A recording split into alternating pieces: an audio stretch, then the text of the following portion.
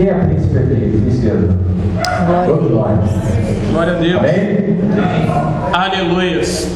E ainda digo mais, nós não somos príncipes não, tá? Nós somos reis e rainhas. Amém, irmão? Glória a Deus. Porque o rei dos reis é o Senhor Jesus. Amém? Aleluias. Mas Moisés foi criado dentro do palácio como príncipe. Conheceu a arte da guerra, né?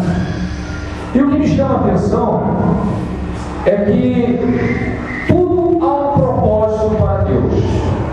Por que Moisés não morreu? Por que ele foi aquela criança? Porque a palavra me diz que só ele escapou. Olha só, então Deus já tem um propósito na sua vida desde o teu nascimento, desde o ventre da sua mãe. Nós estamos chegando aí no período do dia das mães, né? Desde o ventre da mãe, nós já temos um propósito. Deus já tem um propósito na tua vida. Glória a Deus. Só que às vezes nós ignoramos. Quando nós nascemos, né? Se nós não estivermos direcionados, se nós não estivermos sendo conduzidos, né, por uma família cristã, a probabilidade é que a gente venha a nos desviar desse caminho. Por isso, a palavra de Deus diz no livro de Êxodo, né, que honra teu pai e tua mãe para que teus dias na terra sejam longos, os dias que o Senhor teu Deus te dá. Para os filhos. Só que, meus irmãos, Moisés, ele não teve aquela educação como teria se estivesse do lado de fora como um escravo. Ele foi tratado como um príncipe no palácio de Faraó. Amém? Só que há uma coisa interessante nessa história. Diz no livro de Números que Moisés era um varão muito manso sobre a face da terra. Você acha que Moisés era manso? Hã? Acha? Em povo de Deus, vamos acordar. Moisés não era manso, não. Matou. Moisés não era manso porque ele matou o egípcio. Diz a palavra que ele matou o egípcio e fugiu para onde? Do deserto. E a história de Moisés, na verdade, começa aí. O encontro dele com Deus começa aí. Tá? Aí que ele vai descobrir quem é Jeová. É quando a gente vai para o deserto. E aí entra o meu testemunho. Meus irmãos, pastor Roberto tem 49 anos e trabalha como rodoviário. Você sabe que ser rodoviário é complicado, né? É passageiro que reclama por nada às vezes reclama até com razão. Tem alguns colegas aí que só Jesus na causa, né? Tem que orar muito por eles. Mas há um estresse normal e cotidiano, né? Fora as outras atividades que nós temos, tem a responsabilidade da igreja, tem a responsabilidade da família. Então tudo isso, num aglomerado, causa um estresse, né? E não foi diferente. O pastor Roberto também tem 2 hernias de disco, que aí começa a minha jornada. E num dia desse, foi no dia 5 de março, quando eu acordei, eu estava me sentindo mal, me sentindo com dor na coluna, só que não era na lombar, a minha hernia de disco era na lombar, eu estava sentindo como se fosse na cervical. E eu falei para ela, eu vou trabalhar, mas eu não sei não, acho que eu não vou hoje não. Eu me vesti todo para ir trabalhar.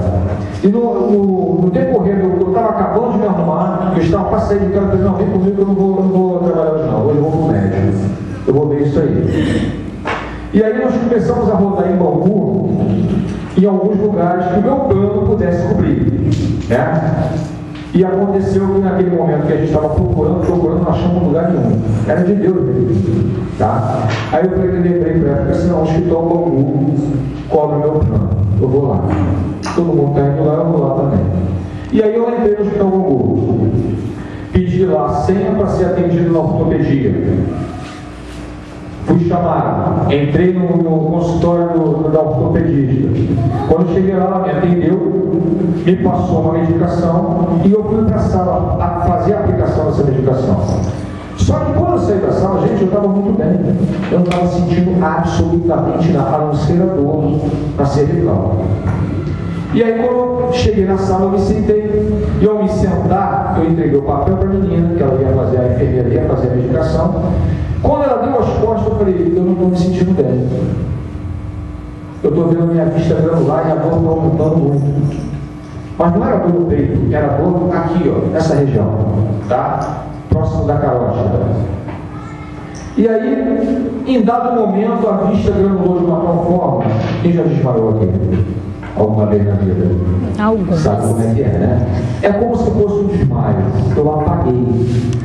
Eu só fui me lembrar do que estava acontecendo quando eu acordei. Estava todo entubado. E o médico que fez, que me entubou, foi um médico que, na verdade, ele estava no CTI, no terceiro andar, o doutor Fábio, um garoto de 26 anos, 27 anos, tá? Que ajudou o pastor Alberto a estar aqui hoje, né? Lógico que primeiramente foi Deus que usou ele. Se não fosse Deus, vou ser muito sincero, porque ele mesmo falou para mim assim, seu Alberto, eu não sei qual é a sua religião, qual é a sua crença, mas por um milagre. Porque o senhor já estava desfalecido há 5 minutos. Todo mundo tentando fazer massagem cardíaca, fazer poema, que é aquele negócio de apertar para jogar ar para dentro. Né? Tentaram todas as coisas e nada, 5 minutos sem pulso, sem respiração, sem batimento cardíaco e já faltando oxigenação no cérebro. Já estavam me dando como morto.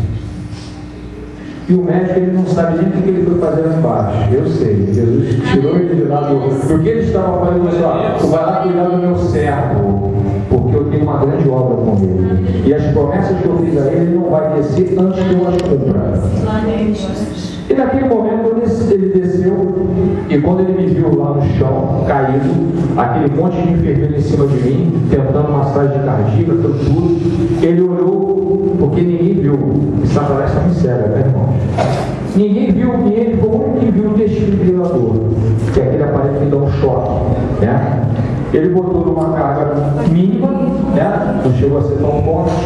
E aí, em dado momento, quando ele aplicou, começou a ter a pulsação, bem fraquinha, começou a haver o batimento cardíaco, a minha respiração já estava um pouco deficiente, por isso eles me entubaram, já com oxigênio, e me levaram logo para onde? Para o terceiro andar, para o CTI do terceiro andar. E nesse CTI eu fiquei 10 dias. Só que nos 3 primeiros dias que eu estava entubado, na verdade, quando você está entubado, você está num coma induzido, tá? Eles te induzem um coma para poder tratar de você melhor. Todo monitorado, cheio de aparelho, né? E o interessante, meus irmãos, que aí vem o grande mistério de Deus. Quando a gente tenta segurar na mão de Deus, a probabilidade é da gente cair. Mas quando Ele é que segura na sua mão, ninguém te tira dela. Amém. Ninguém. Tenha certeza. Glória a Deus. E você se sente seguro. Naquele momento que eu estava ali, nos 5 minutos que eu não estava vendo nada, né? Jesus estava passeando comigo, me segurou pela mão e me levou num lugar. Eu vou ser sincero com os irmãos, não quero ver nenhum de vocês lá, nenhum. Que o anjo dessa igreja continue assim, dando bom alimento, né? Dando a boa bebida da palavra, a gente possa se embriagar desta palavra, que é uma palavra que eu sei que é bem, ela é bem, quando você está filtrando, você é bem filtrada, a água você é pura. Então Jesus me levou num lugar, irmãos, que para mim é um vale. E eu imagino um túnel, poço que chama, né, de água. Imagina um poço de água, bem profundo, só que não tinha água não, terra seca, tá? Bem profundo, mas é como se fosse um vale. Não tinha fim. E eu não conseguia enxergar 2 dedos do meu nariz. Era totalmente trevas, escuridão. Não havia gritos, não havia ranger de dentes. Ali só havia pessoas querendo sair dali, buscando um local em que pudessem sair dali. Então havia uma situação que, em dado momento, enquanto eu estava ali, Jesus estava segurando a minha mão, eu estava bem tranquilo, eu estava numa paz. Falando, nada me abate, né? Quando você está com Cristo, nada te abate. A verdade é essa. Só que, em dado momento, o Senhor soltou a minha mão. E eu me lembro que ele disse assim: agora você vai ver a realidade do lugar. Meus irmãos, quando ele soltou minha mão, eu não tenho vergonha de dizer aos irmãos, não. Por isso que eu disse que eu não quero ver nenhum de vocês lá. E vocês têm que lutar para que nenhum familiar de vocês, amigo de vocês, vá para esse lugar. Principalmente quem conhece a palavra. Porque só estava ali quem conhece a palavra e não pratica ela. Só estava ali quem é aquele desviado, né? Que acha que os prazeres do mundo não vão constituir inimizade contra Deus, porque constitui inimizade. É bíblico, está lá no livro de Tiago, capítulo 4. Então, nesse momento que eu estava ali, aí comecei a querer buscar Jesus. Quando a gente não tem as mãos ali seguras por Ele, você quer buscá-lo. Porque aí você diz: meu Deus, me tira daqui, eu não aguento estar aqui, é muita escuridão, muita treva, ninguém fala nada, todo mundo mudo aqui, e estava todo mundo mudo. É como se a voz se calasse naquele lugar. Que sofrimento, a gente queria gritar e não poder, só no pensamento. E aí, em dado momento, eu esbarrei um jovem, que devia ter mais ou menos a idade desse rapaz. E ele estava caindo no chão, eu abracei ele e coloquei ele na parede, um muro de pedra. E aí, quando eu levantei, eu fiquei em pé de novo. Vocês já viram dois ímãs quando eles se repetem? Já teve essa sensação de colocar dois ímãs? Imagine isso de baixo para cima. Eu senti essa mesma sensação. Quando eu orei, Jesus segurou de novo a minha mão. Eu estava seguro de novo. E nós começamos a subir daquele lugar. E eu olhei para baixo, eu olhei uma luz muito grande. Era a glória do Senhor, iluminando todo aquele lugar. E a voz dele dizia assim para mim: meu servo, eu não quero que o meu povo venha para cá. Eu quero usar você para pregar para esses que estão desviados, para esses que não conhecem, não verdadeiramente me conhecem. Eles acham que me conhecem. Aleluia. Acham. Tem muita gente que está convencida e não convertida.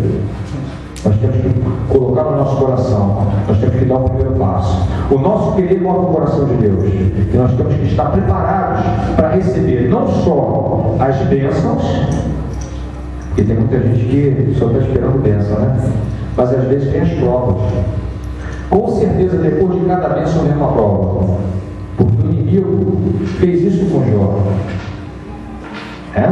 Jó era um homem justo, reto, temente a Deus e desviava-se do mal. Tinha algum motivo pelo qual ser tentado por Satanás?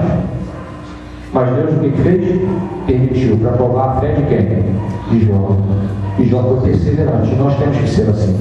O próprio Senhor Jesus, ele disse que no mundo teremos aflição. E nos dá a entender que ele venceu o mundo e nós somos mais que vencedores em Cristo Jesus. Amém?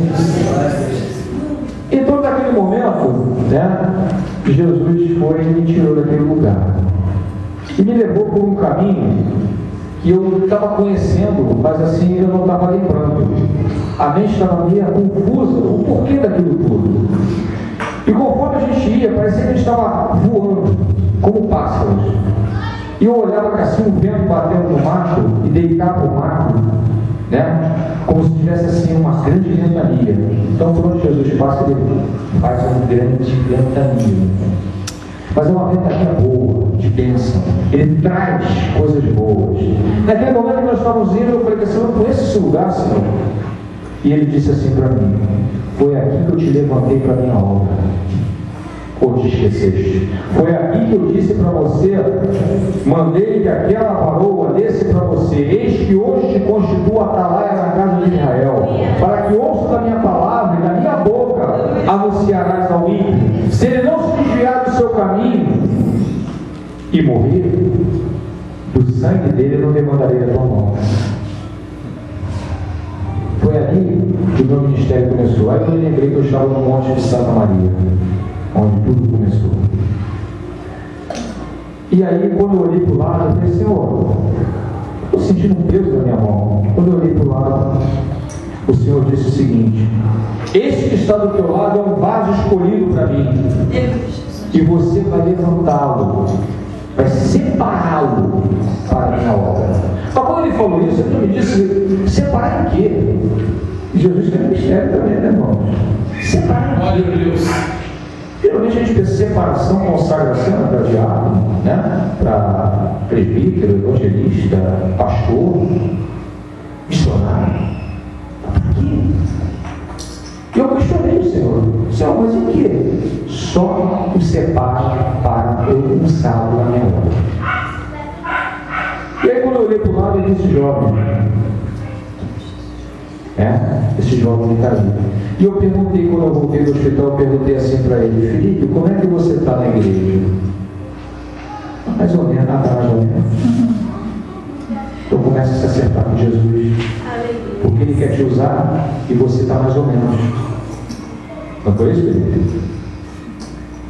É um jovem que tem que ser, vai ser usado por Deus, é um levita na casa de Deus. Conhece a palavra. Foi o único dentro da minha casa que teve mais fé do que qualquer outra pessoa quando eu estava lá. 33 dias. Eu me espero esses 33 aí, tá?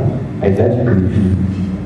Estava lá hospitalizado. Todo mundo assim: calma todo mundo, que o Alberto foi lá, mas ele vai voltar. Deus só está palestrando com ele. Glória a Deus. Olha só, já estava pregando em casa. Está entendendo o mistério, irmão? Está entendendo o mistério. Então, meus irmãos, Deus ele usa quem Ele quer. Ele pega as coisas que não são para transformar aquelas que são. E inverte posições. Às vezes a gente pensa algo, tem uma visão de algo que não é a visão de Deus. Né? Deus não vê com os olhos do homem.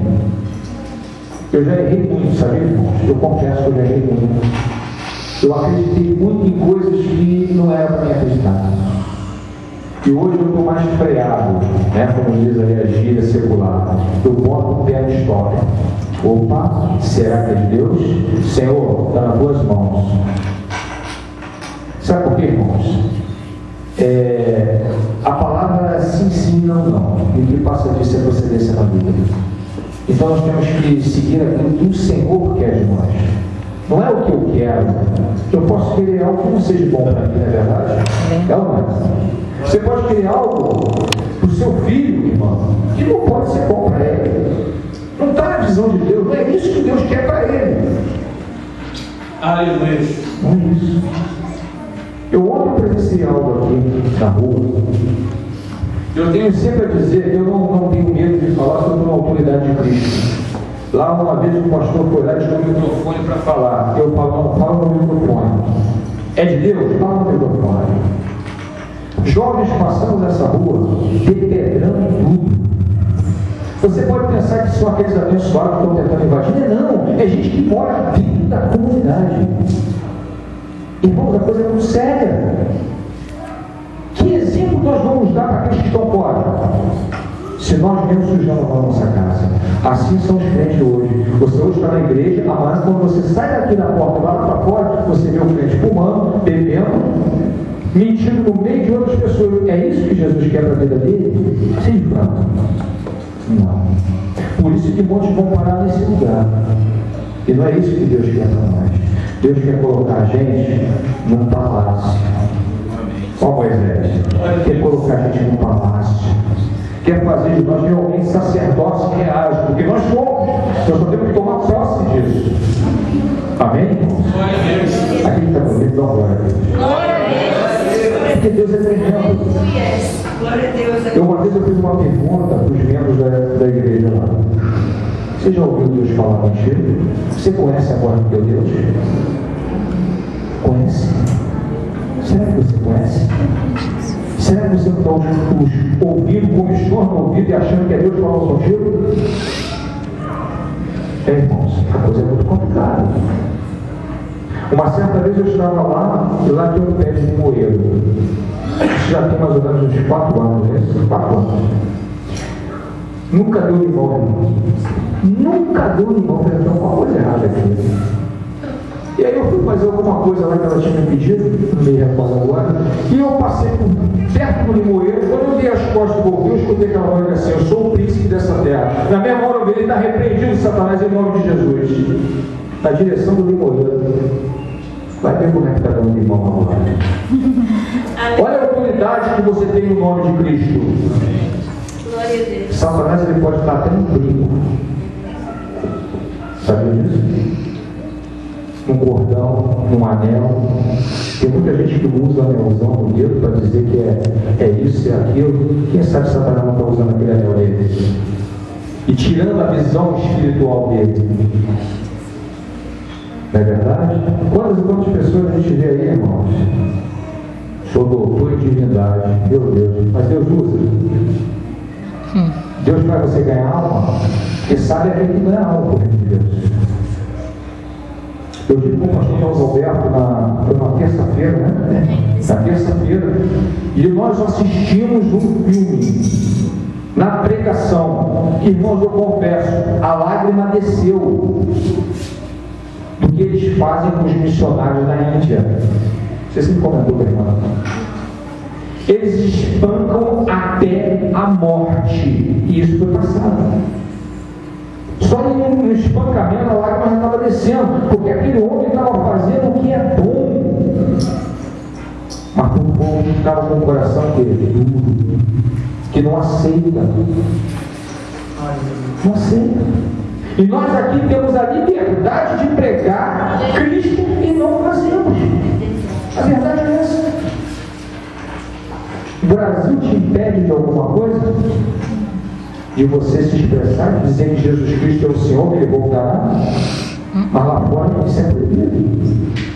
Lá eles adoram gato, elefante, um monte de coisa, e a gente aqui tem essa liberdade e a gente não faz nem essa parte que nós estamos chamados a fazer. Eu digo sempre que o cristão não crente, porque crente é o diabo dele. Ele conhece a Bíblia do início ao fim. Ele sabe que ele já está derrotado. Você não crê nisso? Eu creio. Ele já está derrotado. Ele foi derrotado na cruz. Glória a Deus. Se nós somos remidos no sangue do Senhor, Ele nos fez lá na cruz. Por isso nós temos a salvação. A salvação é pela graça. Você sabe o que é dizer graça, irmão? Uma bênção que nós não merecíamos. E o poder da graça está sobre as nossas vidas. Aleluia, Jesus. E o que a gente faz? Eu peço sempre perdão quando estou dando esse testemunho, porque o Senhor mandou exortar a igreja. Não é a um ao outro, é exortar a igreja. Nós somos a noiva do Cordeiro. Glória a Deus. Nós temos que estar com as nossas lâmpadas acesas, meus irmãos. Amém? Amém. A lâmpada acesa. Porque quando o noivo vier, ele vai querer ver a tua lâmpada acesa. Está acesa? Deixa eu ver aqui se está tudo certo contigo. É ou não é? Se a lâmpada estiver apagada, tu entra na festa? Tu entra nas bodas? Não entra. Glória a Deus. Aleluia. Amém? Às vezes vocês só vão entender quando estão em espírito de verdade. O que o Senhor quer dizer com estar em espírito de verdade? É quando eu estou atento às coisas de Deus, quando eu estou vigilante para as coisas de Deus. Quando o Senhor foi orar no Getsemane, Ele levou aqueles discípulos com Ele. Né? Tiago, Pedro e João, secretário de memória. E eles ficaram o quê? Dormindo. Ou não conseguiram vigiar uma horinha. E o Senhor diz na palavra que Ele virá como um ladrão. Você espera o ladrão chegar até a tua casa? Já imaginou? Jesus chegar agora, com certeza eu e a igreja seremos o quê? Arrebatados. Mas quem está lá fora que está no mundo? Será que vai? O Senhor disse que Ele vai preparar morada para muitos. Não disse que são para todos. Por quê? Porque Ele sabe que muitos vão se perder no meio do caminho. O Senhor já sabe. Você mantém a tua salvação. Mantenha a sua salvação. Você é mais do que vencedor em Cristo Jesus. Amém, irmãos?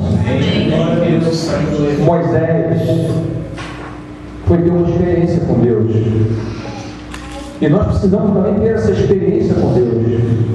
Nós estávamos na igreja, louvando, adorando, orando. Glória a Deus por isso. Eu louvo a Deus por isso. Mas não é suficiente.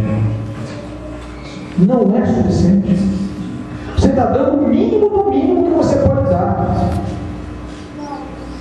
Para aquele que você pode todas as coisas naquele oferece. Você está dando o mínimo. Vamos dar mais para Deus. Em primeiro lugar, Deus. Em primeiro lugar, o reino de Deus, a sua justiça, e todas as coisas serão acrescentadas.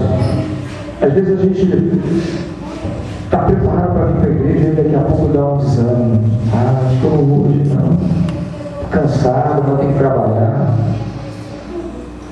É isso que o inimigo ele gosta, é isso que ele quer ver. O crente desanimado.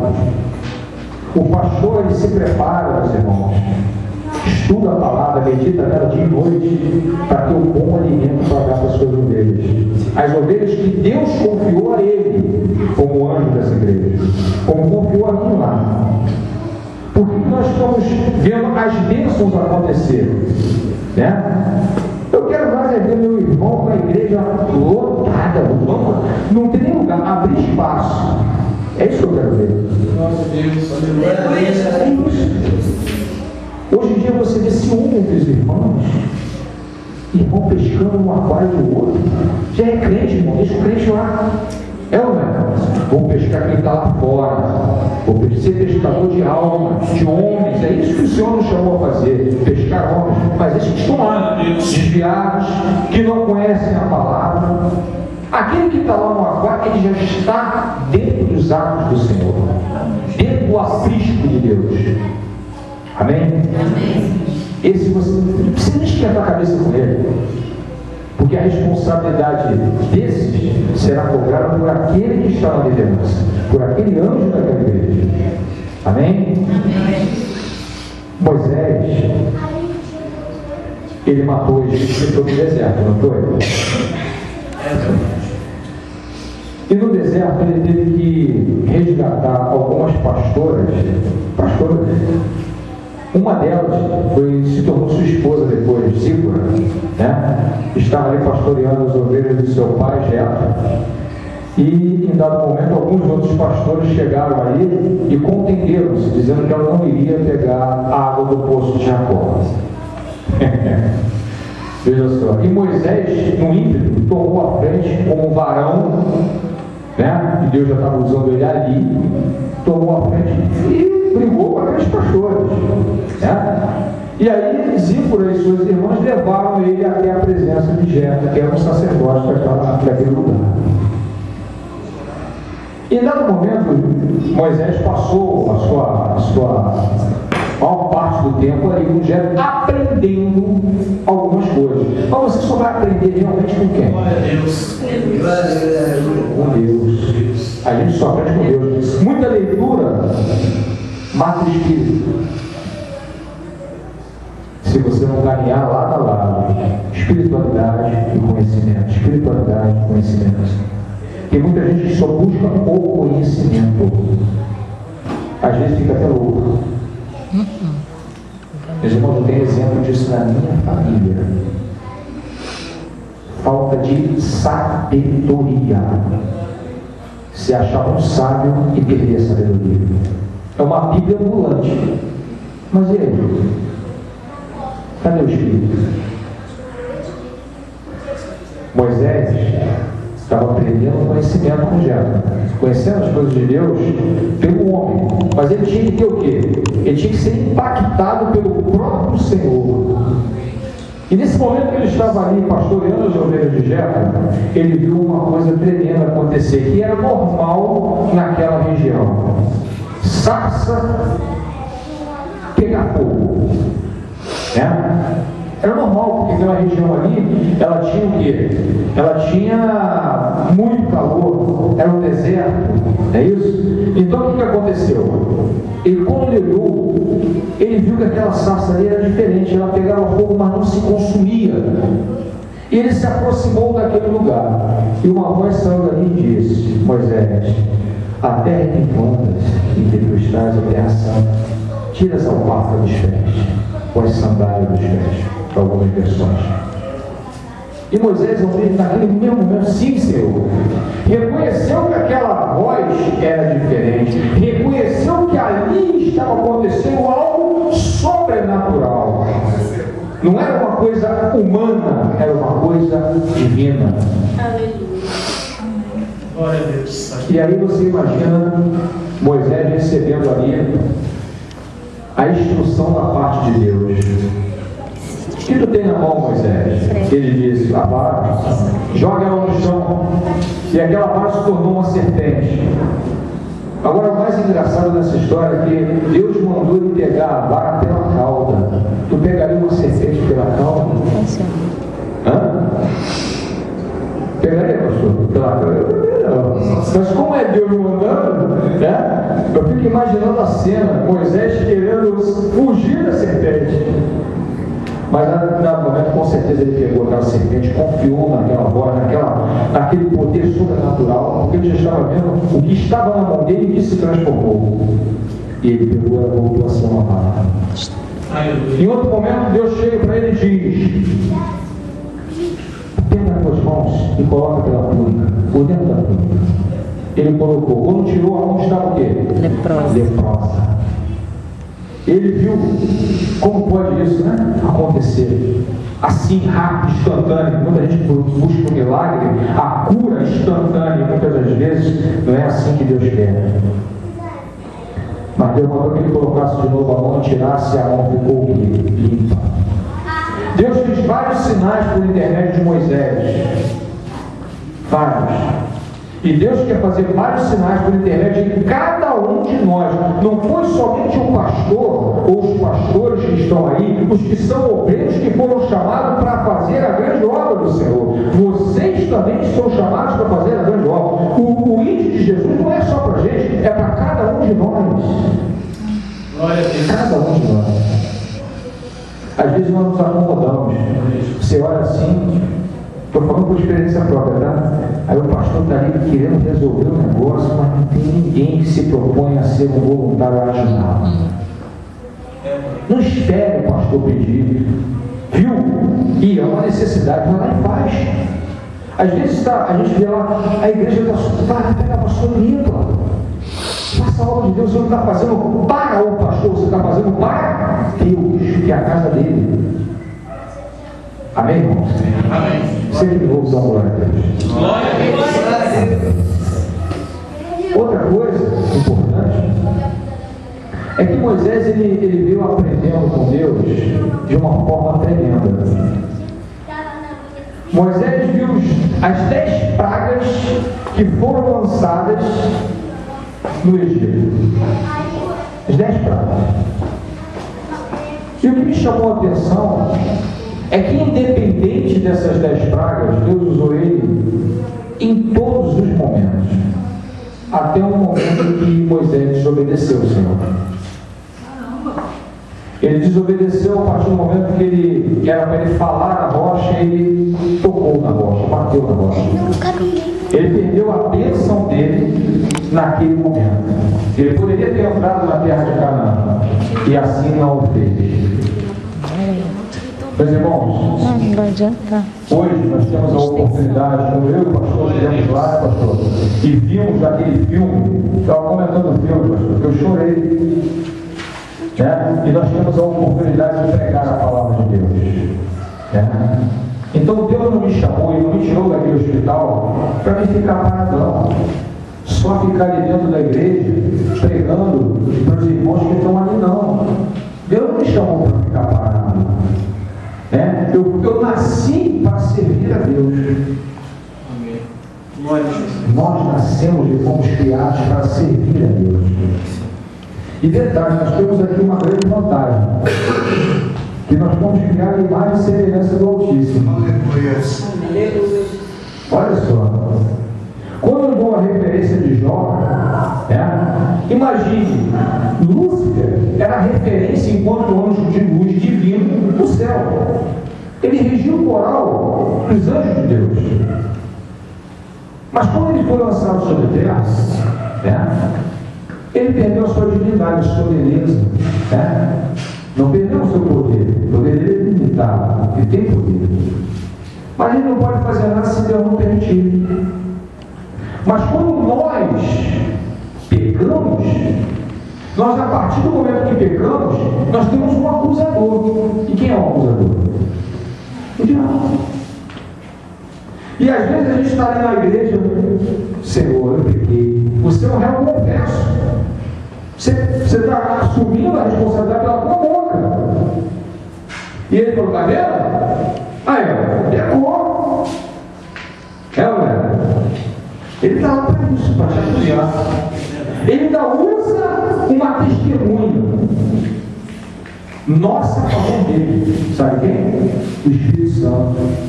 Ele não pode mentir, ele não pode falar em verdade. Espírito Santo, fulano não pecou? Ele vai dizer que não, se você pecou. Infelizmente, sim. Deus o que faz? Te entrega na mão do diabo. Não tem outra saída. Ou tem? Hã? Tem ou não? Tem ou não, igreja? Fala com convicção. Claro que tem, nós temos um advogado fiel e justo. Quem é esse advogado? Ele vai chegar lá, ó, protesto. Ele vai levantar-se do lado direito do trono de Deus e vai dizer: eu protesto. Senhor, se está escrito na tua palavra, está valendo? Se está escrito, Deus vai dizer assim: tá. Pelo meu sangue estão remidos todos os seus pecados. Ah, Jesus, aleluia. Ele perdeu o seu sangue na cruz do Calvário por mim e por você, irmãos. Mas não quer dizer com isso que a gente tem que ficar pecando e pedindo perdão. Pecando e pedindo perdão. Se fosse assim, eu não diria para a mulher adúltera: vá e não peques mais. Amém? Essa não. Então foi isso que Jesus disse a ela. E todos os acusadores dela estavam com a pedra na mão para apedrejarem ela. Só que tem um detalhe nessa história.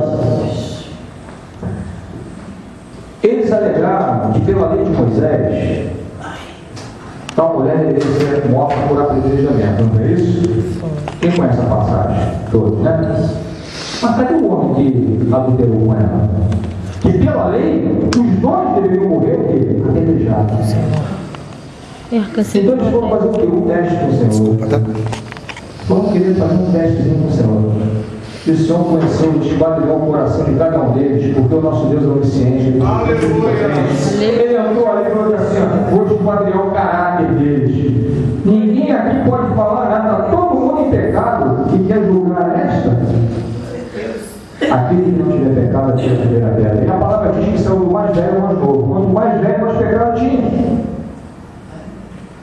Glória a Deus. Aleluia. Meus irmãos, não deixe o inimigo roubar aquilo que Deus, por intermédio do Senhor Jesus Cristo, nos restituiu. Quando Adão estava no paraíso, Deus deu a ele um cetro de governo e autoridade, para que ele regesse sobre todos os animais, sobre a terra, sobre tudo. E ele entregou de bandeja a Satanás quando desobedeceu. E aí Jesus teve que se fazer como o segundo Adão para nos resgatar desta maldição. Glória a Jesus. Se nós ficarmos pecando, né, nós estamos fazendo o quê? Crucificando de novo o nosso Senhor. Estamos entregando a Satanás um cetro de governo e autoridade, que eu disse para vocês aqui o quê? Que nós somos o quê? Reis. É o que diz a palavra. Somos sacerdotes reais. E o nosso rei é o rei dos reis. Glória a Deus. Olha que tremendo. Glória a Jesus. Eu vou largar o meu Jesus? De jeito nenhum. Tu largaria seu Jesus, pastor? Não dá, Não dá, não. Não tem como. Dizer que a vida é fácil, não é. Ser cristão não é fácil. Não é. É luta constante. Porque enquanto você estiver nessa luta constante, uma coisa eu posso te dar boa notícia. É sinal que tu está no caminho certinho. Aleluia. Se você está incomodando Satanás, tá? É sinal que tu está certo.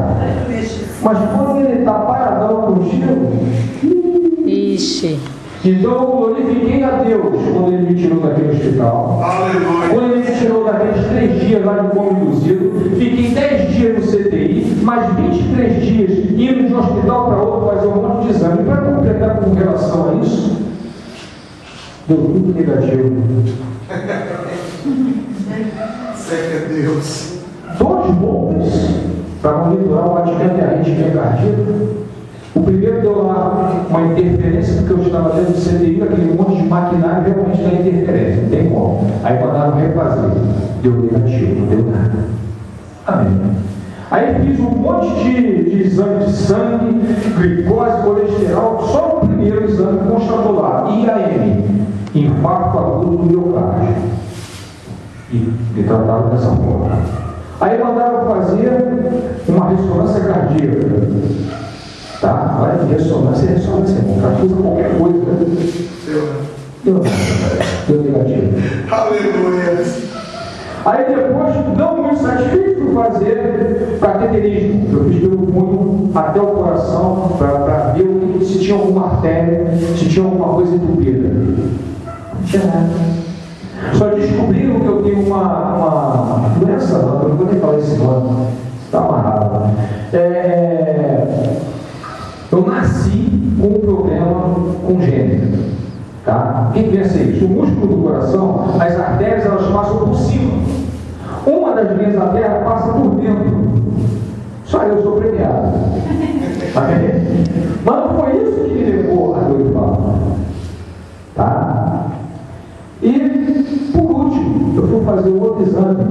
Foi aí que eu fui liberado. Né? Chamado estudo eletrofisiológico. Esse estudo eletrofisiológico você só faz no centro cirúrgico. Então, eles enfiam vários eletrodos pela sua virilha até chegar ao coração, jogam no contraste. Então, tudo isso que eles fazem você não pode estar acordado, você tem que estar anestesiado. Tá? Graças a Deus, né, não ficou dor nenhuma na virilha, mas no punho foi engraçado. Levei quase 20 dias para que ele passasse a dor no punho, que mexe muito nas artérias. Mas resumindo a história, deu tudo negativo. Glória a Deus. Sabe por que deu tudo negativo? Quem quer saber por que deu tudo negativo? Eu sei. Porque você não era por mim. A oração de um justo pode muito ser defeito. Não foi só aqui, eu sei que não. Várias outras igrejas de irmãos me oraram por mim. E para mim estar aqui hoje, eu louvo a Deus pela vida de cada um de vocês.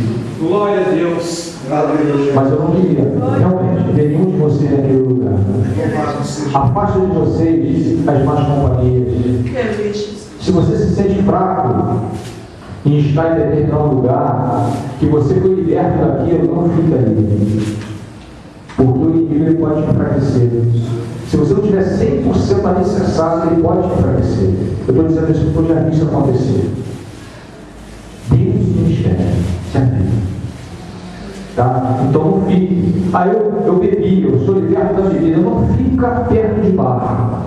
Não fica. Porque pode ter certeza que o inimigo vai usar um daquele. Que nada, você vai tomar um copinho hoje, agora não está. Vai para a igreja. Nessa você entra e aí você está crucificando de novo o Senhor, porque você conheceu a verdade. Você foi liberto dela. Mas você quer voltar ao pecado. No livro de 2 Pedro, capítulo 2, verso 20, diz que é um ditado, um profeta que diz o seguinte: